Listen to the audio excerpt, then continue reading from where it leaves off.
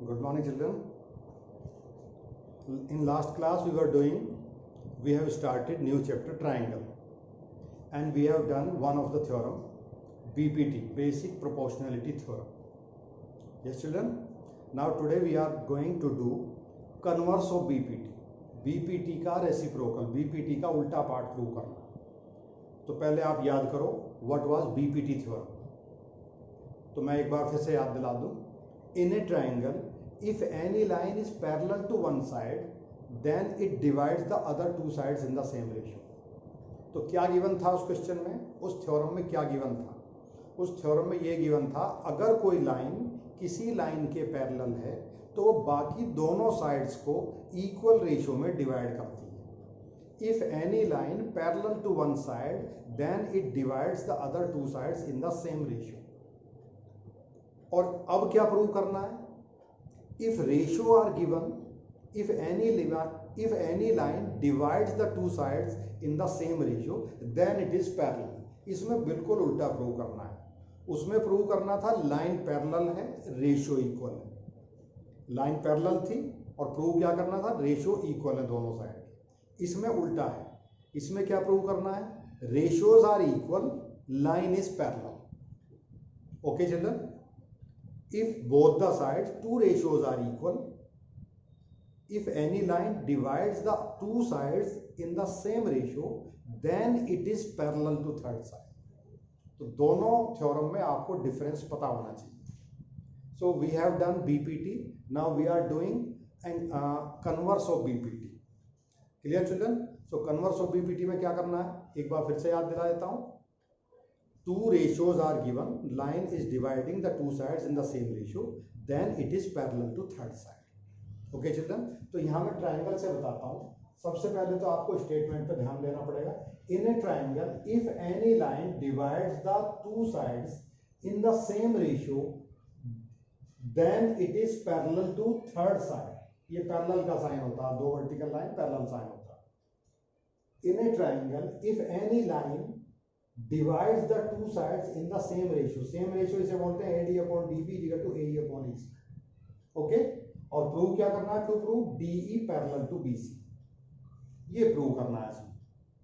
जो काम उस क्वेश्चन में किया था, उस थ्योरम में किया था, उसका रेसिप्रोकल इसमें प्रूव करना। Clear children? तो यहां मैं इसको स्टार्ट कर रहा हूं। रेशियो इस बार गिवन है और हमें प्रूव करना है DE parallel to BC। Okay? तो मैं एक छोटा सा कंस्ट्रक्शन करता हूं। Construction,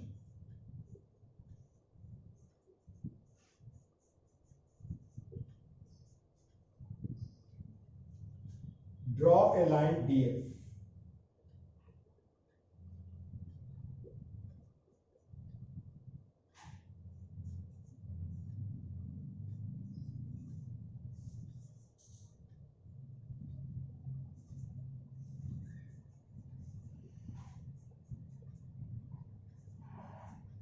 on AC।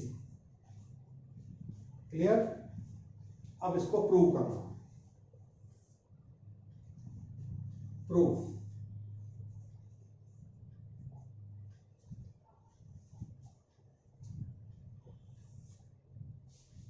इसको हम कॉन्ट्राडिक्टरी मेथड से प्रूव करेंगे। पहले हमें कोई चीज हम किसी दूसरी लाइन को पैरेलल मानेंगे, फिर हम लास्ट में प्रूव कर देंगे कि ये लाइन इसके पैरेलल नहीं है, जो ओरिजिनल लाइन है वो इसके पैरेलल है। तो इसे बोलते हैं कॉन्ट्राडिक्टरी मेथड।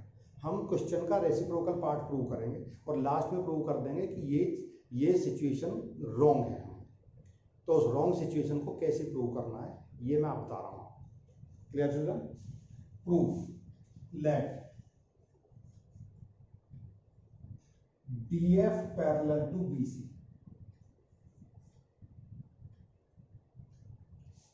हमने एक लाइन DF ड्रॉ की है और आपको फिगर से दिख रहा होगा कि DF BC के पैरेलल बिल्कुल भी नहीं है, देखने से भी दिखाई नहीं दे रही है। हम क्या कह रहे हैं? अगर DF BC के पैरेलल है, ठीक है, हमने यहां लेट कर लिया, let DF parallel to BC। देखने से भी नहीं लग रही कि ये इसके पैरेलल है, लेकिन हमने फिर भी लेट कर लिया, let DF parallel to BC। अगर कोई लाइन को हमने पैरेलल मान लिया तो अब हमें BPT लगानी ही पड़ेगी। और BPT थ्योरम क्या थी? अगर ये लाइन पैरेलल है, ये लाइन पैरेलल है, तो दोनों साइड का रेशियो सेम होना चाहिए। AD upon DB should be equal to AF upon FC। ठीक है, so let DF parallel to BC, so this implies AD upon DB is equal to AF upon FC by BPT। Clear children? हमें देखने से बिल्कुल भी नहीं लग रहा कि DF BC के पैरेलल है, लेकिन जब हम बोल रहे हैं, हमने कह दिया DF BC के पैरेलल है, तो अब हमें BPT लगानी पड़ेगी, क्योंकि BPT में कोई लाइन पैरेलल होती थी, और जब वो लाइन पैरेलल होती थी तो वो अदर टू साइड्स को सेम रेशियो में डिवाइड करती थी। If DF parallel to BC, then it will divide the other two sides in the same ratio। तो अब हमें सेम रेशियो लेना पड़ेगा। Clear? So this is the ratio AD upon DB is equal to AF upon FC। अब हमें DE दिखाई नहीं दे रही है, अब हम सिर्फ DF को देख रहे हैं। क्लियर? तो AD upon DB is equal to AF upon FC। लेकिन ऑलरेडी क्या गिवन है, जो गिवन पार्ट है उसे भी लिखना है। ये हो गई हमारी equation number 1। But AD upon DB is given equal to AE upon EC। ये गिवन है ऑलरेडी, तो हमारे पास दो इक्वेशन हो गई, और दोनों की वैल्यू AD अपॉन DB के इक्वल है। लेफ्ट हैंड साइड में AD अपॉन DB है दोनों side, so we can compare right hand side. ये रेशियो कहां से आया? जो DF लाइन हमने अपने पास से बनाई है, जो पैरेलल बिल्कुल नहीं है, लेकिन जब हमने लेट कर लिया उसे पैरेलल है, तो हमें पैरेलल लाइन के लिए हमें BPT थ्योरम यूज करनी पड़ेगी। और ये लाइन, ये रेशियो ऑलरेडी गिवन है हमारे गिवन क्वेश्चन में। ओके, तो अब comparing their right hand sides, तो from 1 and 2 AF upon FC is equal to AE upon EC। इसको थोड़ा और क्लियर करने के लिए दोनों साइड में 1 ऐड करते हैं। हम 1 ऐड इसलिए करते हैं जिससे डिनोमिनेटर वाली टर्म ऊपर जाके एलसीएम लेने के बाद प्लस हो जाए। 1 ऐड क्यों कर रहे हैं हम दोनों साइड में? जिससे एलसीएम लेने के बाद डिनोमिनेटर ऊपर जाके ऐड हो जाए। Adding 1 both the side.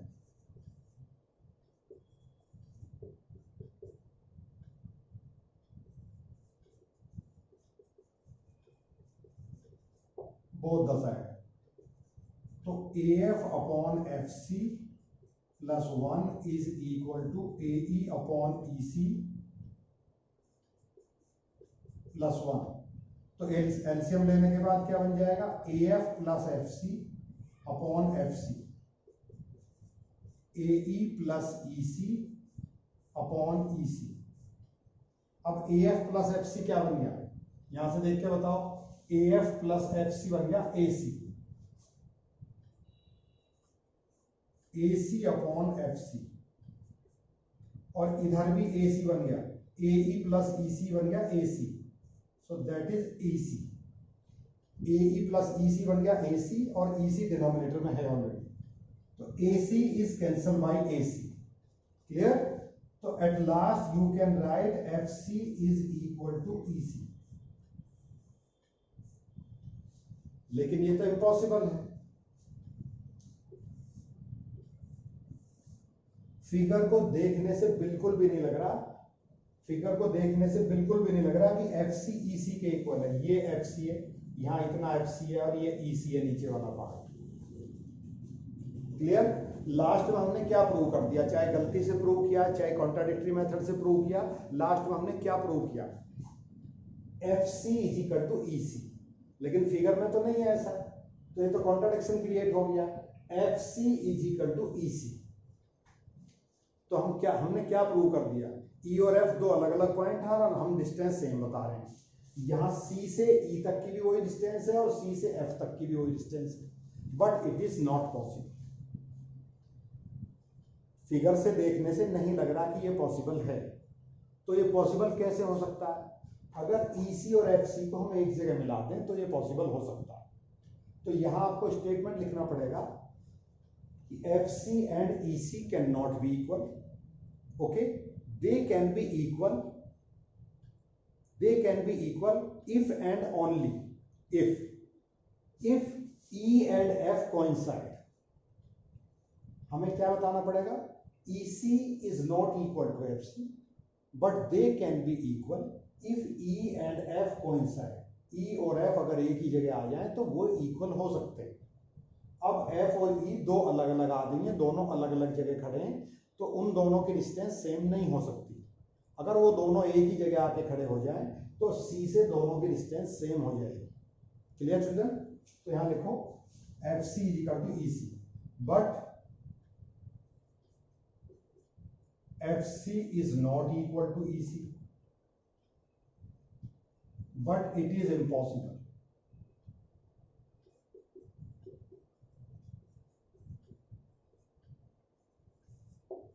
It is only possible. It is only possible if F and E coincide. Clear children? तो लास्ट में क्या प्रूव हुआ, हमने अपने पास से जबरदस्ती एक पॉइंट अलग लिया F, ठीक है, E से अलग लिया एक पॉइंट F, और DF को अपने पास से ही हमने उसको BC के पैरेलल बताया। BC को पैरेलल बता दिया, फिर BPT लगा दी, फिर पूरी थ्योरम लगा दी, फिर दोनों साइड को कंपेयर कर दिया, और लास्ट में कंपेयर करते करते हमने क्या प्रूव कर दिया, FC EC के इक्वल आ गया। तो कैलकुलेशन मेथड से ये सब कुछ इक्वल आ गया, लेकिन देखने से ये इक्वल बिल्कुल भी नहीं लग रहा है। अब क्यों नहीं लग रहा है, FC but it is impossible.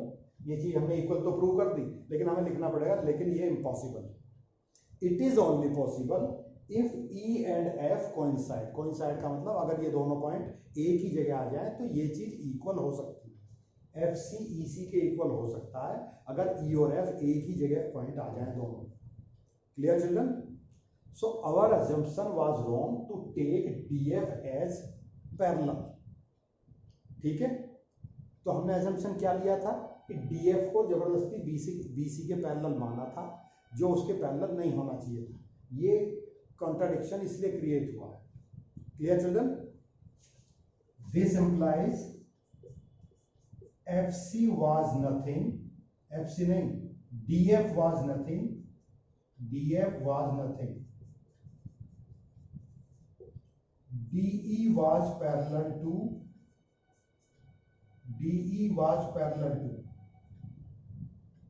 BC। हमने DF को तो अपनी तरफ से ही माना था, एक्चुअल में DE ही पैरेलल था। हमने अलग से एक एक्स्ट्रा लाइन ड्रॉ की, लास्ट में हमने प्रूव कर दिया चीज पॉसिबल है ही नहीं। जब ये चीज पॉसिबल नहीं है तो जो ओरिजिनल लाइन थी DE वो ही लाइन पैरेलल थी, क्योंकि लास्ट में जब हम कैलकुलेशन करते चले गए तो लास्ट में हमारे सामने कॉन्ट्राडिक्शन क्रिएट हो गया, FC EC के इक्वल आना चाहिए, और FC EC के इक्वल हो नहीं सकता। जब दो अलग अलग पॉइंट हैं तो ये इसके इक्वल नहीं हो सकता।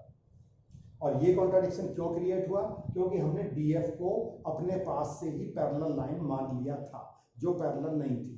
तो एक्चुअल में DE पैरेलल थी, उससे ही आंसर सही आना था, फिर कोई कॉन्ट्राडिक्शन क्रिएट नहीं होना था। तो clear children? So DE was parallel to BC, तो हेंस प्रूव्ड DE को BC के पैरेलल प्रूव करना था।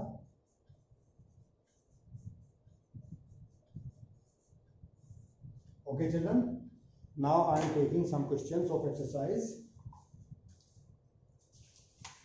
6.1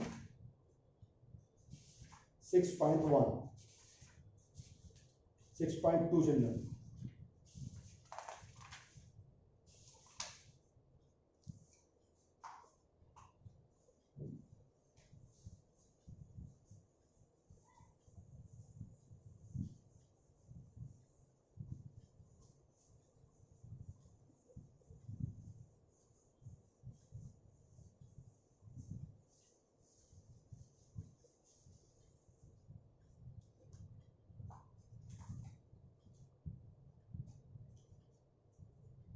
Exercise 6.2 children, question number 2।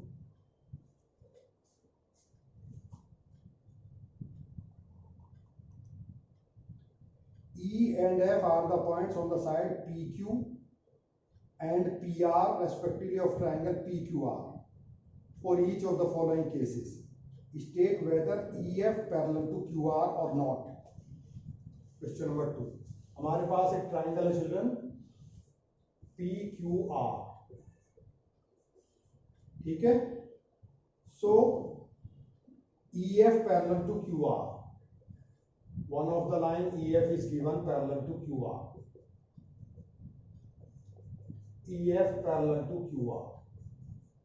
This is given.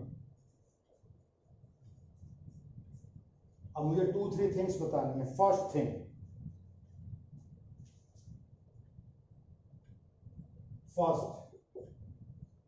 PE is equal to 3.9, EQ is equal to 3 centimeter, PF is equal to 3.6 and FR is equal to 2.4. हमें बताना है state whether EF parallel to QR. ये to prove है, ये हमें बताना है. To state, ये हमें बताना है कि EF QR के पैरेलल है कि नहीं. तो ये फर्स्ट केस है. तो देखो रेशियो लगा के, तो PE upon EQ, PE upon EQ क्या आ रहा है 3.9 अपॉन 3. तो सॉल्व करने के बाद बेटा क्या आया, ये 13 3 या 39, तो ये आया 1.3 आंसर. ओके. और इधर बताओ PF अपॉन FR क्या आया, PF upon FR that is 3.6 upon 2.4. तो डेसिमल से डेसिमल कैंसिल, 12 2 जा 24, 12 3 जा 12 2 जा 24, 12 3 जा 36. तो 3.2 can be written 1.5. So 1.3 is not equal to 1.5. फिर से एक बार देखो, PE और EQ का रेशियो क्या आया है 1.3, PF और FR का रेशियो क्या आया है 3/2 दैट इज 1.5. इसका रेशियो 1.3 आया, इस साइड का रेशियो 1.3 आया, इस साइड का रेशियो 1.5 आया. तो 1.3 इज नॉट इक्वल टू 1.5. जब दोनों साइड का रेशियो सेम नहीं होगा तो आपको लिखना पड़ेगा लास्ट में DE parallel not parallel, DE not parallel to BC. EF children EF not parallel to BC. Okay. दोनों साइड का रेशियो अगर सेम होगा तो हम बोलेंगे कि EF पैरेलल होगी QR की, BC नहीं QR. Okay children. क्या एक बार फिर से बता देता हूं, this upon this should be equal to this upon this. So this upon this is equal to 1.3 and this upon this is equal to 1.5. तो 1.3 is not equal to 1.5. तो दोनों साइड का रेशियो सेम नहीं है, तो EF is not parallel to QR. Okay. So एक part और है इस क्वेश्चन का. Second part, in this situation what are the conditions given. PE is equal to 4, PE is equal to 4, QE is equal to 4.5, QE is equal to 4.5, PF is equal to 8 and RF is equal to 9. Okay. अब इस बार ratio निकाल के देखते हैं. तो पहले इस side का रेशियो निकाल के देखते हैं. PE अपॉन QE, इसे हम QE बोले या EQ बोले एक ही बात है. So that is equal to 4 upon 4.5. Okay. उधर बताओ PF अपॉन RF 8 अपॉन 9. ठीक है. इसको अगर मैं 2 से डिवाइड कर दूं तो ये बन जाएगा 4 और ये बन जाएगा 4.5. So both the ratios are equal. ठीक है. ऊपर नीचे 2 से डिवाइड कर दिया, so both the ratios are equal. तो PE upon QE is equal to PF upon RF. So both the ratios are equal. In this case, you can say EF parallel to Q R. पहले वाले case में जो dimensions given थी उन दोनों का ratio निकाल कर देखा, दोनों का रेशियो इक्वल नहीं आया, तो ये लाइन इसके पैरेलल नहीं थी। जो दूसरी सिचुएशन थी उसमें फिर दोनों का रेशियो निकाल के देखा, इसका आया 4/4.5 और इसका आया 8/9। 8/9 को आधा करके देखेंगे तो ये हो गया 4, ये हो गया 4.5। So these two things are equal. If these two things are equal, then you can say this line is parallel to this line. अगर दोनों साइड का रेशियो सेम है तो आप कह सकते हैं कि ये लाइन इसके पैरेलल है। Clear children? So next time we will do some more questions of this exercise. Thank you and have a nice day.